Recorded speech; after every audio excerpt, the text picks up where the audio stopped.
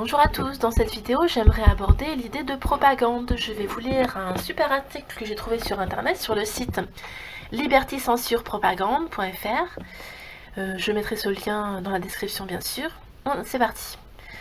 Donc pourquoi j'ai choisi ce thème? Parce que dans un état orwellien ou qui est en train de se former en tant qu'état orwellien, il y a une propagande incroyable, une censure de la presse et des médias visuels en général.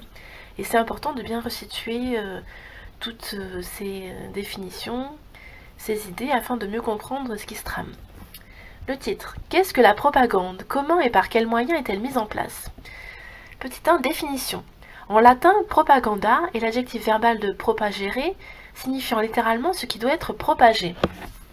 La propagande est une action exercée par le pouvoir politique sur l'opinion publique pour faire accepter certaines idées, notamment dans le domaine politique, social ou religieux.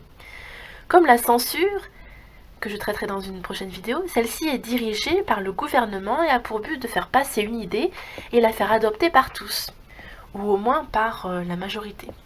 C'est le fait d'influencer par des actions ostentatoires et souvent directes la faculté de décider des individus et les orienter dans le sens où l'on veut les mener. Ce système d'oppression peut être caractérisé par une forte volonté de pouvoir et d'asservitude par celui qui l'utilise. Donc le pouvoir veut vous faire devenir esclave. La propagande complète la censure car elle opère dans le même but, c'est-à-dire de contrôler les gens, mais par influence, sélection et modification des informations annoncées. Tandis que la censure les supprime, ces informations. C'est une maîtrise partielle ou totale de l'information.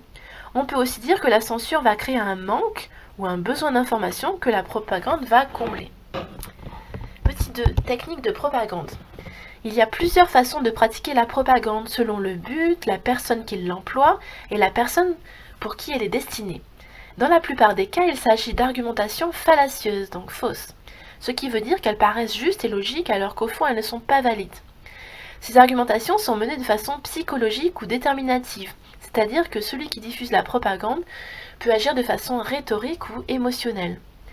Il faut savoir que les stratégies de diffusion de l'information ne deviennent des stratégies de propagande qu'à partir du moment où elles diffusent effectivement des messages de propagande. Voici quelques exemples de méthodes utilisées, la plupart relevant du domaine émotif de l'individu. Donc à bien resituer dans le contexte, nous sommes dans une époque moderne post-factuelle, on ne s'intéresse plus aux faits objectifs, on s'intéresse plutôt à l'émotion qu'elle génère dans la foule, chez les gens, chez les individus. Alors en premier, nous avons la peur. Un public qui a peur est en situation de réceptivité passive et admet plus facilement l'idée qu'on veut lui inculquer. Par exemple, Joseph Goebbels a exploité la phrase de Theodor Kaufmann « L'Allemagne doit périr » pour affirmer que les Alliés ont pour but l'extermination du peuple allemand. Ensuite, nous avons l'appel à l'autorité. L'appel à l'autorité consiste à citer des personnages importants pour soutenir une idée, un argument ou une ligne de conduite générale.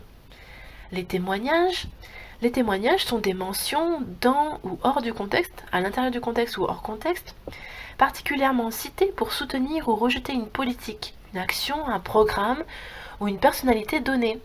La réputation, ou le rôle, donc le rôle d'un expert, d'une figure publique respectée, etc. La réputation de l'individu est aussi exploitée. Les témoignages marquent du sceau de la respectabilité le message de propagande. Nous avons ensuite l'effet moutonnier. Cet appel tente de persuader l'auditoire d'adopter une idée en insinuant qu'un mouvement de masse irrésistible est déjà engagé ailleurs pour cette même idée. Comme tout le monde préfère être dans le camp des vainqueurs que dans la minorité qui sera écrasée, cette technique permet de préparer l'auditoire à suivre le propagandiste. La redéfinition et le révisionnisme. Cela consiste à redéfinir des mots ou à falsifier l'histoire de façon partisane. Alors ça nous renvoie à la vidéo que j'ai faite sur la novlangue et sa définition. Ensuite, obtenir la désapprobation comme méthode. Cette technique consiste à suggérer qu'une idée ou une action est adoptée par un groupe adverse pour que l'auditoire désapprouve cette idée ou cette action sans vraiment l'étudier en profondeur et en détail. Ainsi, si un groupe qui soutient une politique est mené à croire que les personnes indésirables, subversives ou méprisables la soutiennent également, les membres du groupe sont plus enclins à changer d'avis. Nous avons également les généralités éblouissantes et les mots vertueux qui renvoient également à la novlangue du roman 1984 de George Orwell qui est disponible en PDF sur internet gratuitement. Alors, les généralités éblouissantes et les mots vertueux. Les généralités peuvent provoquer une émotion intense dans l'auditoire. Par exemple, faire appel à l'amour de la patrie, au désir de paix, à la liberté, à la gloire, à la justice, à l'honneur, à la pureté, etc. Permet de tuer l'esprit critique de l'auditoire. Même si ces mots et ces expressions sont des concepts dont les définitions varient selon les individus, leur connotation est toujours favorable. De sorte que, par association, les concepts et les programmes du propagandiste seront perçus comme tout aussi grandioses, bons, souhaitables et vertueux. L'imprécision intentionnelle. Donc l'imprécision intentionnelle. Il s'agit de rapporter des faits en les déformant ou de citer des statistiques sans en indiquer les sources. L'intention est de donner au discours un contenu d'apparence scientifique sans permettre d'analyser sa validité ou son applicabilité. Ces imprécisions peuvent se glisser dans le système juridique sous forme d'un droit mou, poussant à la communication en vue d'obtenir des informations tout en influençant l'opinion publique. Nous avons également le transfert.